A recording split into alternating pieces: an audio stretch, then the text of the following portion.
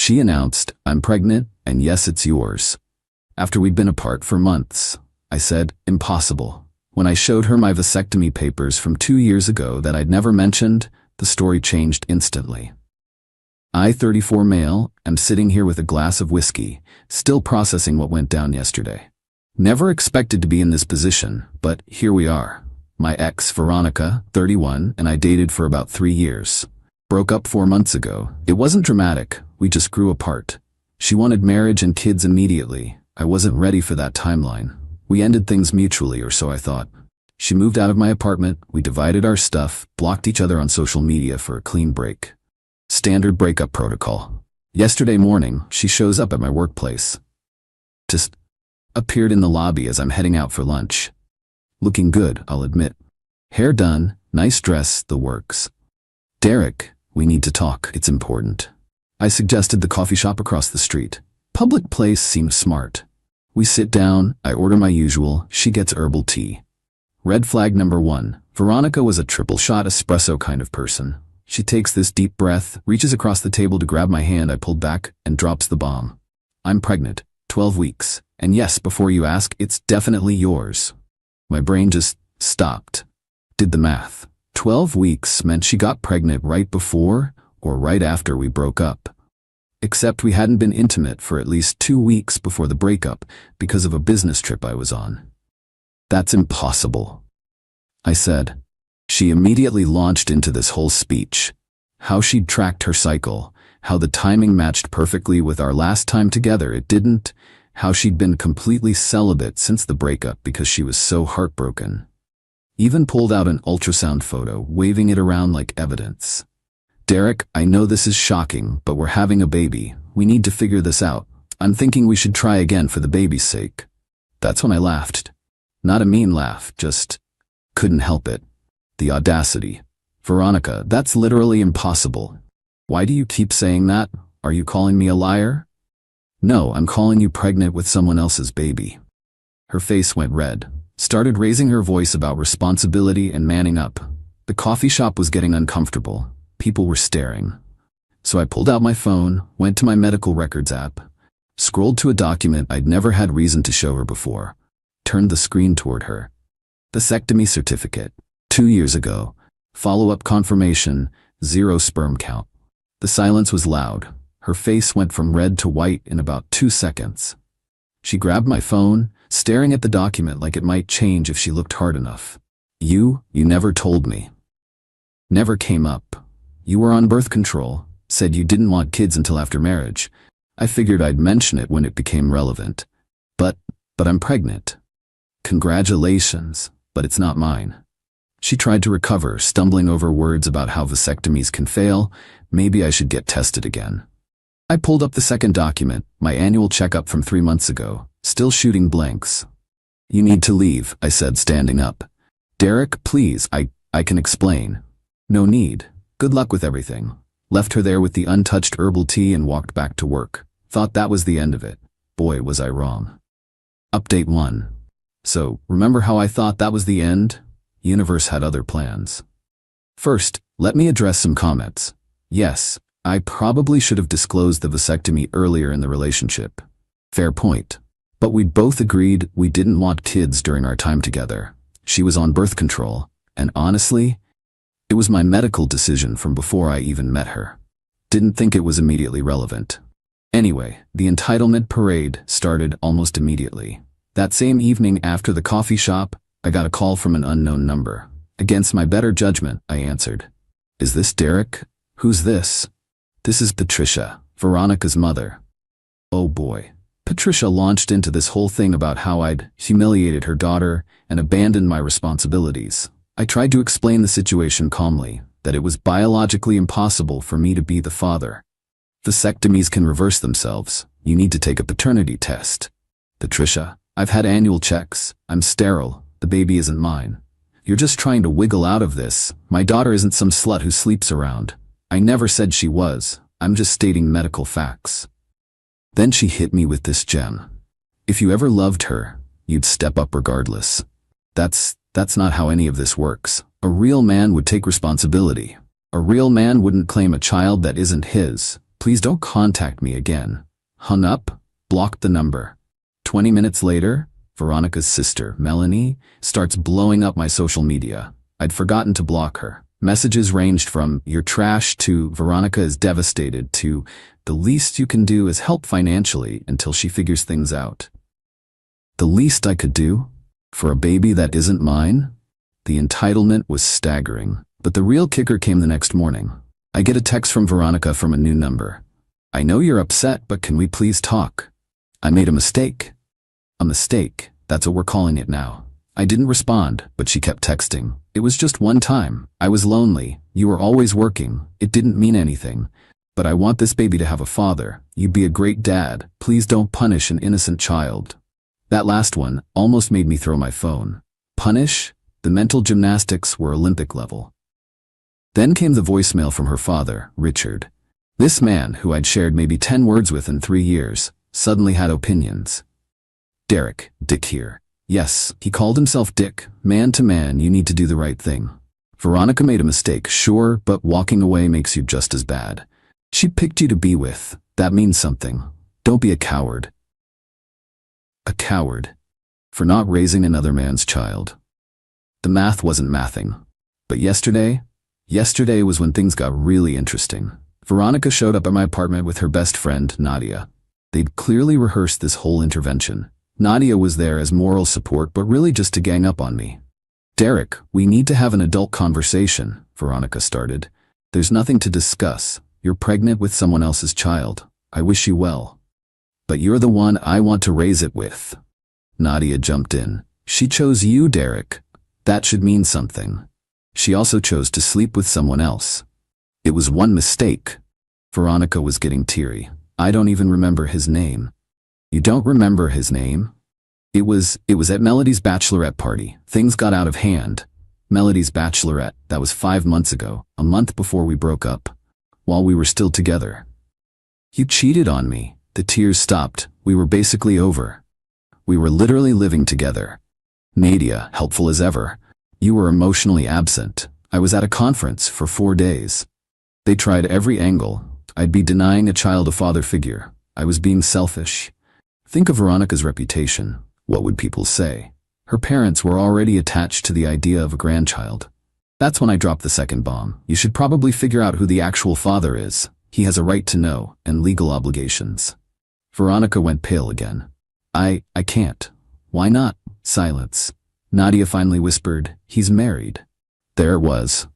The real reason for this whole charade. She couldn't go after the actual father because he was married. I was the backup plan, the safe option, the sucker who might just go along with it. "You need to leave, both of you, now." They left, but not before Nadia called me heartless and Veronica sobbed about how I was ruining her life. I'm done being nice about this. Time to protect myself legally. Update 2. Alright, the situation has escalated to levels of absurdity I didn't think possible. After my last update, I took y'all's advice and got a lawyer. Just a consultation to understand my options. The lawyer, Mr. Brennan, basically told me I was golden legally. No way they could pin paternity on me with my medical records.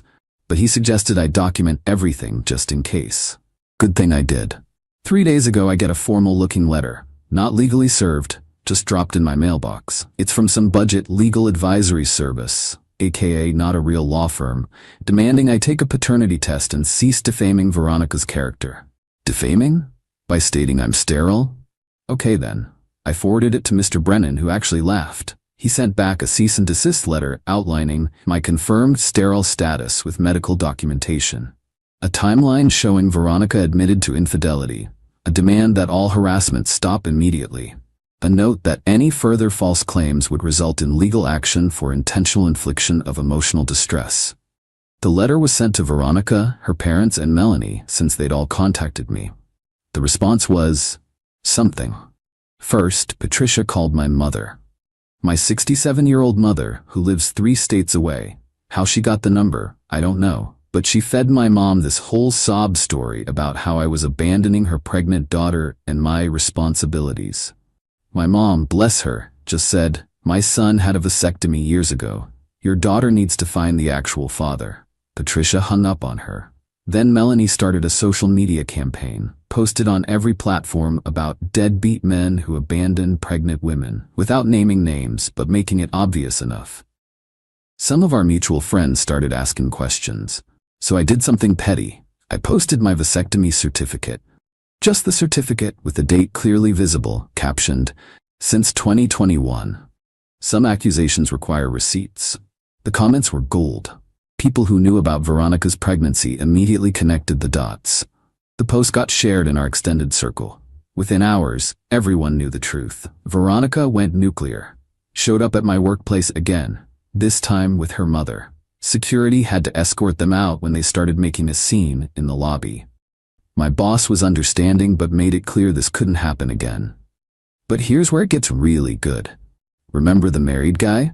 While Veronica's social media meltdown caught someone's attention. His wife, Lauren. She reached out to me through a mutual acquaintance. Lauren had suspected something was off when her husband, Garrett, came back from that weekend trip. He'd lied about where he was going. She'd been watching Veronica's posts about the pregnancy, did the math, and put pieces together. She wanted to know what I knew. I told her everything, the timeline, Veronica's admission, the whole circus. Lauren was remarkably calm, thanked me for the information and said she'd handle it. 2 days later, Veronica's tune changed completely. She sent me a long email, new email address since I'd blocked all her others, saying she was sorry for the confusion and would be handling the situation privately going forward. She wanted me to take down my social media post and asked if we could move past this unfortunate misunderstanding. Misunderstanding. She tried to baby trap me with another man's child, but sure, misunderstanding. I didn't respond to the email, but I did hear through the grapevine what happened.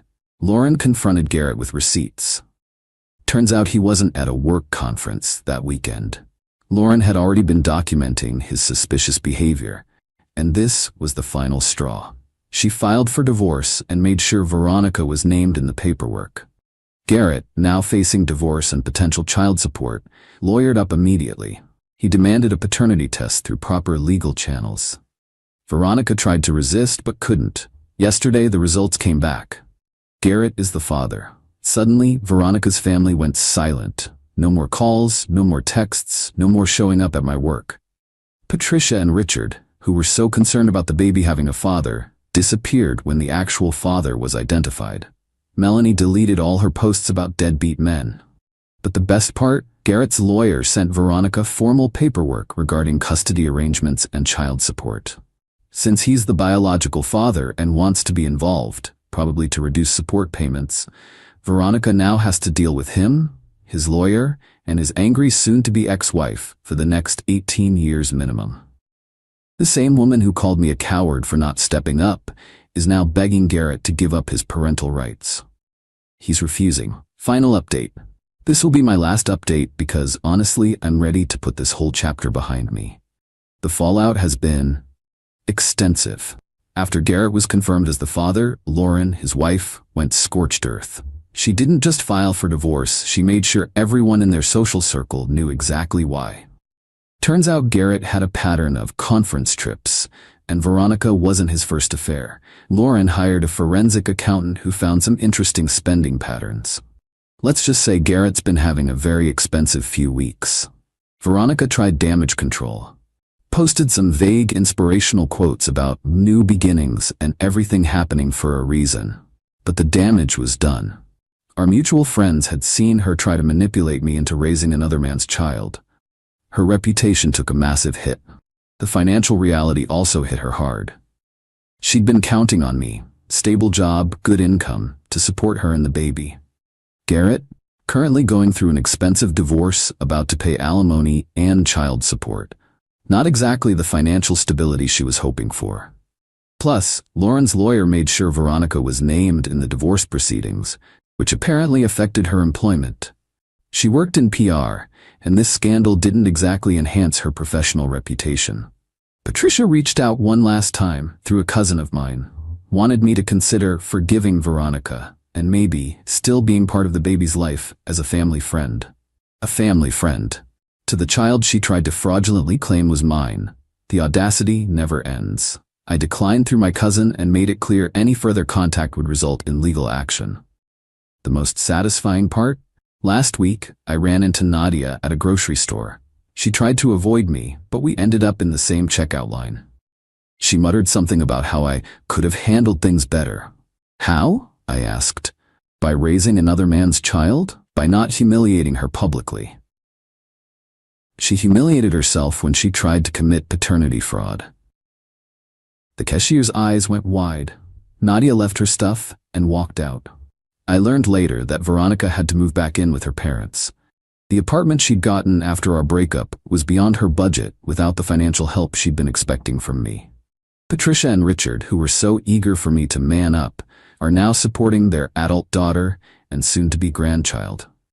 Garrett's trying to establish his rights as a father, partly because his lawyer advised it would look better in his divorce, and partly, I suspect, to spite Veronica. She wanted a baby with a stable partner, and instead got tied to a married cheater going through a messy divorce. As for me, I'm good. Better than good, actually. My boss was impressed with how I handled the situation professionally despite the harassment at work. The whole experience, weird as it sounds, brought me closer to my mom. She's been incredibly supportive and proud of how I stood my ground. I also started dating someone new, Jenna. Met her at a friend's barbecue last week. When the topic of kids came up, I was upfront about the vasectomy. Her response? Thank God I'm child-free too. We're taking things slow, but it's nice being with someone who's honest from the start. Looking back, the red flags were there with Veronica. The pressure about marriage and kids, the emotional manipulation when she didn't get her way, the victim complex.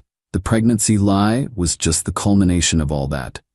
To everyone who says I should have told her about the vasectomy earlier, you're probably right. But you know what?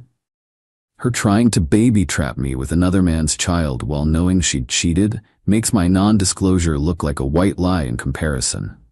The last I heard, through our mutual social channels, Veronica was trying to work out co-parenting with Garrett while dealing with Lauren's lawyers. The baby's due in about 3 months. That child will have a father, the actual biological one, and Veronica will have to face the consequences of her choices every time she has to coordinate custody schedules with a man whose life she helped destroy. Me? I'm getting on with my life. The vasectomy that I got to prevent exactly this kind of situation did its job perfectly. Sometimes the best revenge isn't something you do. It's simply letting people face the natural consequences of their actions, while protecting yourself with the choices you made years ago. To anyone dealing with similar situations, document everything. Get a lawyer. Don't let anyone guilt you into taking responsibility for their bad decisions. And always, always trust your gut when something doesn't add up. Thanks for following along with this wild ride. I'm closing this chapter and moving forward. And Veronica, if you somehow find this, that vasectomy was the best $800 I ever spent.